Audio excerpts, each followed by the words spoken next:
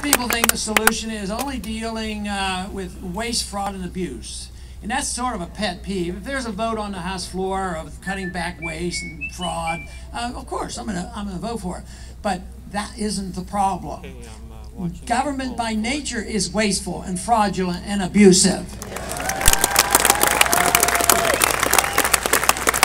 So you have to expect it. It is the fact that a program might be wasteful and fraudulent, but taking the money from somebody was fraudulent too. Or debasing the currency and inflating the currency, that's fraudulent too. So it is, if you concentrate and say the program is okay, but we just need better bureaucrats in there and better politicians to better manage it, it won't work. I've heard that too many times, and there's been too many bills passed. It doesn't do a thing, even though in theory you can support it. But that isn't the issue. It's the issue of government. What should the role of government be?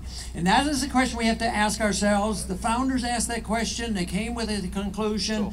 The solution isn't complex. It isn't 37 things that we can do. It's only one. The purpose of government should be to protect our liberties.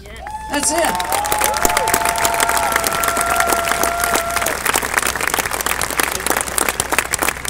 In a very limited way, that means the government has the responsibility to give us honest money and not counterfeit the money, and to protect property rights, to protect contract rights, not to dictate contracts and interfere with contracts like they did after the bankruptcy. They interfered and purposely broke contracts. When the Depression hit, the contracts with the government and private industry with the promise to pay in gold, the government, the courts came along and said, oh, you don't have to. So they did exactly the opposite of what they're doing. And today they're supposed to protect our privacy, and they don't. They protect their secrecy.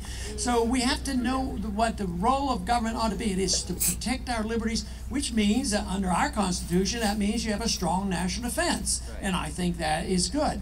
But just buying more weapons when we don't need more weapons, how many more weapons do we need? We have more than everybody else put together, and nobody's going to invade us.